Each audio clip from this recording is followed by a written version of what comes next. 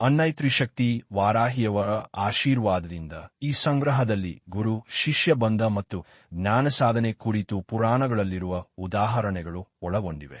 ಅವರ ಕೃಪೆಯಿಂದ ನಮ್ಮ ಪುರಾಣಗಳಲ್ಲಿ ಜ್ಞಾನ ಪಡೆಯುವ ಮಾರ್ಗದ ಕುರಿತು ಕೆಲವು ಉದಾಹರಣೆಗಳನ್ನು ನಿಮಗೆ ಮುಂದಿಡುತ್ತಿದ್ದೇವೆ. ಮಹಾಭಾರತದಲ್ಲಿ ದ್ರೋಣಾಚಾರ್ಯರು ಒಂದು ಗುರುಕುಲವನ್ನು ಸ್ಥಾಪಿಸಿ ಎಲ್ಲಾ ಕ್ಷತ್ರಿಯರಿಗೆ ಶಸ್ತ್ರ ಮತ್ತು ಧನುರ್ವಿದ್ಯೆಗಳನ್ನೆಲ್ಲ ಬೋಧಿಸುತ್ತಿದ್ದರು. ದ್ರುಪದ ಮತ್ತು ದ್ರೋಣರು ಒಮ್ಮೆ ಆಪ್ತ ಸ್ನೇಹಿತರು.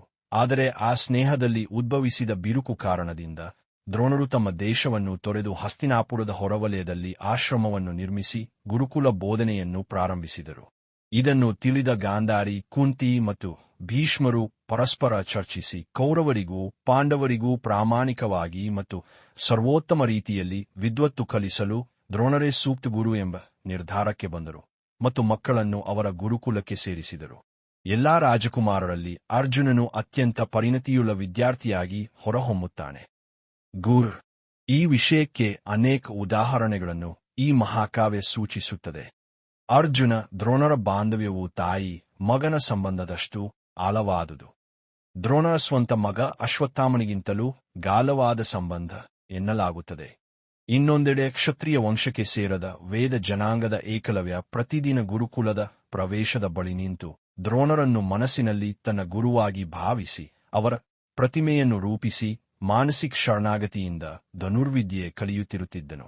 ಕಾಲಕ್ರಮದಲ್ಲಿ ಏಕಲವ್ಯನು ಹಾರಿಸಿದ ಬಾಣಗಳ ಸಾಮರ್ಥ್ಯ ಅರ್ಜುನನ ಮಟ್ಟಿಗೆ ಸಮನಾಗಿ ಬೆಳೆಯುತ್ತದೆ. ಇಂತಹ ಅಸಾಧಾರಣ ಬಾಣಗಳನ್ನು ಯಾರು ಪ್ರಯೋಗಿಸುತ್ತಿದ್ದಾರೆ ಎಂದು ವಿಚಾರಿಸಿದಾಗ ದ್ರೋಣರು ಏಕಲವ್ಯನ ಗುಡಿಗೆ ಬರುತ್ತಾರೆ.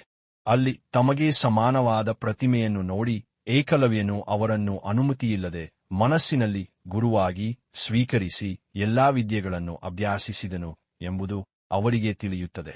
ಗುರುಕುಲದ ಸಂಪ್ರದಾಯ, ಕಾಲದ ನಿಯಮಗಳು, ರಾಜ್ಯದ ಧರ್ಮ, ಆಲ್ ವರ್ ಬೈಂಡಿಂಗ್. ಆಚಾರ ವಿಚಾರಗಳನ್ನು ಪಾಲಿಸಲು ದ್ರೋಣರು ಹೇಳುತ್ತಾರೆ. ನನ್ನನ್ನು ನೀನು ನಿಜವಾಗಿಯೂ ಗುರು ಎಂದು ಹೇಳುವೆಯಾದರೆ ಗುರು ದಕ್ಷಿಣೆಯಾಗಿ ನಿನ್ನ ಬಲಗೈ ಅಂಗುಲಿಯನ್ನು ನನಗೆ ಕೊಡು. ಏಕಲವ್ಯನು ಕ್ಷಣ ಮಾತ್ರವೂ ವಿಳಂಬಿಸದೆ ತನ್ನ ಬಲ ಅಂಗುಲಿಯನ್ನು ಕತ್ತರಿಸಿ ಅವರಿಗೆ ಅರ್ಪಿಸುತ್ತಾನೆ. ಇಂದಿಗೂ ಏಕಲವ್ಯನು ಗುರು ಭಕ್ತಿಯ ಅತ್ಯುನ್ನತ ಮಾದರಿ ಎಂದು ನುಡಿದಲಾಗುತ್ತದೆ. ಇಲ್ಲಿ ಶಿಷ್ಯನೇ ತನ್ನ ಗುರುವನ್ನು ಆಯ್ಕೆ ಮಾಡಿಕೊಂಡನು. ಇನ್ನು 100 ವರ್ಷಗಳ ಹಿಂದೆ ಶ್ರೀರಾಮಕೃಷ್ಣ ಪರಮಹಂಸರು ಕಾಳಿ ದೇವಿಯ ಮಹಾಭಕ್ತರು, ದೇವಿಯನ್ನು ದೃಷ್ಟಿಸಿದವರು, ದೇವಿಯ ಅನುಗ್ರಹದಿಂದ ಜೀವನವನ್ನೆಲ್ಲ ಆಧ್ಯಾತ್ಮಿಕ ಸಾಧನೆಗೆ ಅರ್ಪಿಸಿ ಮೋಕ್ಷವನ್ನು ಪಡೆದವರು. ಅವರು ಅನೇಕ ಜನರನ್ನು ಇಂದಿಗೂ ಮಾರ್ಗದರ್ಶಿಸುತ್ತಿದ್ದಾರೆ. ರಾಮಕೃಷ್ಣರಿಗೆ ವಯಸ್ಸಾಗುತ್ತಿದ್ದಂತೆ ತಮ್ಮ ನಂತರ ತಮಗೆ ಬಂದಿರುವ ದೈವಿಕ ಶಕ್ತಿಯನ್ನು ಮುಂದುವರಿಸಬಲ್ಲ ಪ್ರಧಾನ ಶಿಷ್ಯನ ಅಗತ್ಯವಿದೆ ಎಂದು ಕಾಳಿಗೆ ಪ್ರಾರ್ಥಿಸುತ್ತಿದ್ದರು. ಆ ಸಮಯದಲ್ಲಿ ನರೇಂದ್ರನಾಥ್ ಪರಮಹಂಸರು ನಂತರ ವಿವೇಕಾನಂದ ಎಂದು ಪ್ರಸಿದ್ಧನಾದವರು ಅವರನ್ನು ಭೇಟಿಯಾಗಲು ಬರುತ್ತಾರೆ. ಅವರಿಗೆ ಆಧ್ಯಾತ್ಮಿಕ ಜ್ಞಾನ, ದೇವದರ್ಶನ ಇತ್ಯಾದಿಗಳಲ್ಲಿ ಆಸಕ್ತಿಯೇ ಇರಲಿಲ್ಲ. ವಯೋವೃದ್ಧರ ಸಲಹೆಯ ಮೇರೆಗೆ ಕೇವಲ ಆಶೀರ್ವಾದಕ್ಕಾಗಿ ಬಂದಿದ್ದರು. ರಾಮಕೃಷ್ಣರು ನರೇಂದ್ರನ ಮುಖ ನೋಡಿದೊಡನೆ ದಿವ್ಯ ಜ್ಯೋತಿಯನ್ನು ಕಂಡರು. ಬೇಗೊಂಡ ಅವರು ನರೇಂದ್ರನು ಏನೋ ಪ್ರಭಾವಿಸಲು ಬಂದನೋ ಎಂಬ ಭಾವದಿಂದ ನರೇಂದ್ರನು ತಕ್ಷಣವೇ ಆಶ್ರಮವನ್ನು ಬಿಟ್ಟು ಹೋಗುತ್ತಾನೆ ಮತ್ತು ಹಿಂತಿರುಗಬಾರದೆಂದು ನಿರ್ಧರಿಸುತ್ತಾನೆ. ಆದರೆ ಕೆಲವು ದಿನಗಳಲ್ಲಿ ಮನಸ್ಸಿಗೆ ಶಾಂತಿಯಿಲ್ಲ, ಗೊಂದಲ ಹೆಚ್ಚುತ್ತದೆ. ರಾಮಕೃಷ್ಣರಿಗೆ ಮಾತ್ರ ಖಚಿತ, ಈ ಯುವಕ ತಿರುಗಿ ಬರುವನು. ಇದೇ ದೇವಿಯ ಆಯ್ಕೆ ಮಾಡಿದ ಶಿಷ್ಯ. ಗೊಂದಲದಲ್ಲಿ ನರೇಂದ್ರನು ಮತ್ತೆ ಬರುತ್ತಾನೆ. ನನಗೆ ಮನಸ್ಸಿನಲ್ಲಿ ಶಾಂತಿಯಿಲ್ಲ. ಜನರು ನೀವು ಕಾಳಿಯನ್ನು ಕಂಡಿದ್ದೀರಿ ಎನ್ನುವರು, ಆದರೆ ನಿಮ್ಮನ್ನು ನೋಡಿದಾಗ ನನಗೆ ಏನೂ ಕಾಣುವುದಿಲ್ಲ. ನಿಮ್ಮ ಮಾತು ನಂಬಲು ಕಾರಣವಿದೆ, ಆದರೆ ಏನೋ ನನಗೆ ನಿಮ್ಮ ಬಳಿಗೆ ಮರುಮರು ಬರುತ್ತಿರಲು ತಳ್ಳುತ್ತದೆ ಎಂದು ಹೇಳುತ್ತಾನೆ. ಇನ್ನು 100 ವರ್ಷಗಳ ಹಿಂದೆ ಶ್ರೀರಾಮಕೃಷ್ಣ ಪರಮಹಂಸರು ಕಾಳಿ ದೇವಿಯ ಮಹಾಭಕ್ತರು, ದೇವಿಯನ್ನು ದೃಷ್ಟಿಸಿದವರು, ದೇವಿಯ ಅನುಗ್ರಹದಿಂದ ಜೀವನವನ್ನೆಲ್ಲ ಆಧ್ಯಾತ್ಮಿಕ ಸಾಧನೆಗೆ ಅರ್ಪಿಸಿ ಮೋಕ್ಷವನ್ನು ಪಡೆದವರು. ಅವರು ಅನೇಕ ಜನರನ್ನು ಇಂದಿಗೂ ಮಾರ್ಗದರ್ಶಿಸುತ್ತಿದ್ದಾರೆ. ರಾಮಕೃಷ್ಣರಿಗೆ ವಯಸ್ಸಾಗುತ್ತಿದ್ದಂತೆ ತಮ್ಮ ನಂತರ ತಮಗೆ ಬಂದಿರುವ ದೈವಿಕ ಶಕ್ತಿಯನ್ನು ಮುಂದುವರಿಸಬಲ್ಲ ಪ್ರಧಾನ ಶಿಷ್ಯನ ಅಗತ್ಯವಿದೆ ಎಂದು ಕಾಳಿಗೆ ಪ್ರಾರ್ಥಿಸುತ್ತಿದ್ದರು. ಆ ಸಮಯದಲ್ಲಿ ನರೇಂದ್ರನಾಥ್ ಪರಮಹಂಸರು ನಂತರ ವಿವೇಕಾನಂದ ಎಂದು ಪ್ರಸಿದ್ಧನಾದವರು ಅವರನ್ನು ಭೇಟಿಯಾಗಲು ಬರುತ್ತಾರೆ. ಅವರಿಗೆ ಆಧ್ಯಾತ್ಮಿಕ ಜ್ಞಾನ, ದೇವದರ್ಶನ ಇತ್ಯಾದಿಗಳಲ್ಲಿ ಆಸಕ್ತಿಯೇ ಇರಲಿಲ್ಲ. ವಯೋವೃದ್ಧರ ಸಲಹೆಯ ಮೇರೆಗೆ ಕೇವಲ ಆಶೀರ್ವಾದಕ್ಕಾಗಿ ಬಂದಿದ್ದರು. ರಾಮಕೃಷ್ಣರು ನರೇಂದ್ರನ ಮುಖ ನೋಡಿದೊಡನೆ ದಿವ್ಯ ಜ್ಯೋತಿಯನ್ನು ಕಂಡರು. ಬೇಗೊಂಡ ಅವರು ನರೇಂದ್ರನು ಏನೋ ಪ್ರಭಾವಿಸಲು ಬಂದನೋ ಎಂಬ ಭಾವದಿಂದ ನರೇಂದ್ರನು ತಕ್ಷಣವೇ ಆಶ್ರಮವನ್ನು ಬಿಟ್ಟು ಹೋಗುತ್ತಾನೆ ಮತ್ತು ಹಿಂತಿರುಗಬಾರದೆಂದು ನಿರ್ಧರಿಸುತ್ತಾನೆ. ಆದರೆ ಕೆಲವು ದಿನಗಳಲ್ಲಿ ಮನಸ್ಸಿಗೆ ಶಾಂತಿಯಿಲ್ಲ, ಗೊಂದಲ ಹೆಚ್ಚುತ್ತದೆ. ರಾಮಕೃಷ್ಣರಿಗೆ ಮಾತ್ರ ಖಚಿತ, ಈ ಯುವಕ ತಿರುಗಿ ಬರುವನು. ಇದೇ ದೇವಿಯ ಆಯ್ಕೆ ಮಾಡಿದ ಶಿಷ್ಯ. ಗೊಂದಲದಲ್ಲಿ ನರೇಂದ್ರನು ಮತ್ತೆ ಬರುತ್ತಾನೆ. ನನಗೆ ಮನಸ್ಸಿನಲ್ಲಿ ಶಾಂತಿಯಿಲ್ಲ. ಜನರು ನೀವು ಕಾಲಿಯನ್ನು ಕಂಡಿದ್ದೀರಿ ಎನ್ನುವರು, ಆದರೆ ನಿಮ್ಮನ್ನು ನೋಡಿದಾಗ ನನಗೆ ಏನೂ ಕಾಣುವುದಿಲ್ಲ.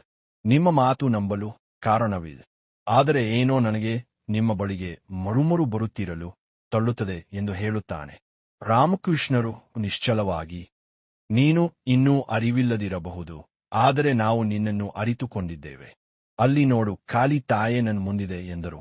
ನರೇಂದ್ರನು ನೋಡಿದಾಗ ಕೇವಲ ಕಲ್ಲಿನ ಮೂರ್ತಿ ಮಾತ್ರ ಕಾಣುತ್ತದೆ. ನೀವು ಜನರನ್ನು ಮೋಸಗೊಳಿಸುತ್ತೀರೆಂದು ಹೇಳುವರು, ನಾನನ್ನೂ ಮೋಸಗೊಳಿಸುತ್ತೀರಾ ಎಂದು ಕೇಳುತ್ತಾನೆ.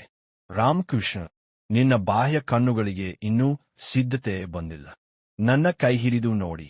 ಅವರು ಕೈ ಹಿಡಿದ ಕ್ಷಣದಲ್ಲಿ ಕಲ್ಲಿನ ಮೂರ್ತಿಯಾಗಿ ಕಾಣುತ್ತಿದ್ದ ಕಾಳಿ ಸಜೀವ ದಿವ್ಯ ಜ್ಯೋತಿರ್ಮಯ ರೂಪದಲ್ಲಿ ನರೇಂದ್ರನಿಗೆ ಕಾಣುತ್ತದೆ. ಅವನ್ ಅಜ್ಞಾನ ಕಳೆಯುತ್ತದೆ. ತನ್ನ ಮುಂದಿರುವ ಗುರುನ ಮಹಿಮೆಯನ್ನು ಅರಿಯುತ್ತಾನೆ. ರಾಮಕೃಷ್ಣರ ತಿರೋಧಾನದ ನಂತರ ನರೇಂದ್ರನು ಸ್ವಾಮಿ ವಿವೇಕಾನಂದ ಗುರುವಿನ ಸಂದೇಶಗಳನ್ನು ಜಗತ್ತಿನಾದ್ಯಂತ ಹರಡುತ್ತಾನೆ. ರಾಮಕೃಷ್ಣ ಮಠ ಮಿಷನ್ ಸ್ಥಾಪಿಸಿ ಜಗತ್ತಿಗೆ ಸೇವೆ ಸಲ್ಲಿಸುತ್ತಾನೆ. ಇಲ್ಲಿ ಗುರುನೇ ತನ್ನ ಶಿಷ್ಯನನ್ನು ಆಯ್ಕೆ ಮಾಡಿಕೊಂಡನು.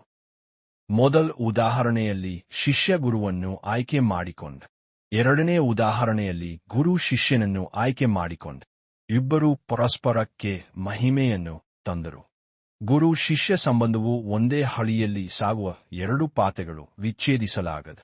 ತಾಯಿ ತಂದೆಗಿಂತಲೂ ಮೇಲಿರುವ ಸ್ಥಾನ ಗುರುಗಿರುತ್ತದೆ, ಯಾಕೆಂದರೆ ಗುರು ನೇರವಾಗಿ ದೇವರನ್ನು ತೋರಿಸಬಲ್ಲರು. ಗುರುವಿನ ಮೂಲಕವೇ ಒಬ್ಬನು ತನ್ನ ಆತ್ಮಕ್ಕೆ ಸಂಬಂಧಿಸಿದ ದೈವ, ತನ್ನ ಮೂಲ ಬೀಜಶಕ್ತಿ, ತನ್ನ ಮೂಲ ಮಂತ್ರ, ತನ್ನ ಮೋಕ್ಷ ಮಾರ್ಗ ಇವೆಲ್ಲವನ್ನೂ ತಿಳಿದುಕೊಳ್ಳಬಲ್ಲನು. ರಾಮಕೃಷ್ಣರು ವಿವೇಕಾನಂದರನ್ನು ಹೇಗೆ ಮಾರ್ಗದರ್ಶಿಸಿದರು, ಹಾಗೆಯೇ ನಿಜವಾದ ಗುರು ಶಿಷ್ಯನನ್ನು ಅವನಿಗೆ ಯೋಗ್ಯವಾದ ದೈವದ ಕಡೆಗೆ ಕರೆದೊಯ್ಯುತ್ತಾನೆ. ಹೀಗಾಗಿ ಗುರು ಶಿಷ್ಯನಿಂದ ಗೌರವ ಪಡೆಯುತ್ತಿದ್ದಾನೋ, ಶಿಷ್ಯ ಗುರುದಿಂದ ಮಹಿಮೆ ಪಡೆಯುತ್ತಿದ್ದಾನೋ, ಇವೆರಡೂ ಸತ್ಯ. ಎಲ್ಲಿ ಈ ಸಂಬಂಧ ಶುದ್ಧ, ಪ್ರಾಮಾಣಿಕ, ಪರಿಪೂರ್ಣವಾಗುತ್ತದೋ ಅಲ್ಲಿ ದೇವಿಯ ಅನುಗ್ರಹ ಸ್ವಯಂ ನೆಲೆಸುತ್ತದೆ. ನಾವು ಸಹ ನಿಜವಾದ ಗುರುಗಳನ್ನು ಶರಣಾಗತಿ ಭಾವದಿಂದ ಸಂಧಿಸಿ ಅವರಿಂದ ಸತ್ಸಂಗ ಮತ್ತು ಜ್ಞಾನಪಾಠಗಳನ್ನು ಪಡೆದುಕೊಂಡರೆ ನಾವು ಜನ್ಮಸಾರ್ಥಕವಾಗಿ ಈ ಭೂಮಿಗೆ ಏನೋ ಒಳ್ಳೆಯದನ್ನು ಕೊಟ್ಟು ಅರ್ಥಪೂರ್ಣ ಜೀವನ ನಡೆಸಬಲ್ಲೆವು. ಅನ್ನೈ ತ್ರಿಶಕ್ತಿ ವಾರಾಹಿಯವರ ದಿವ್ಯ ಆಶೀರ್ವಾದದೊಂದಿಗೆ. ನಮ್ಮೋ ವಾರಾಹಿ.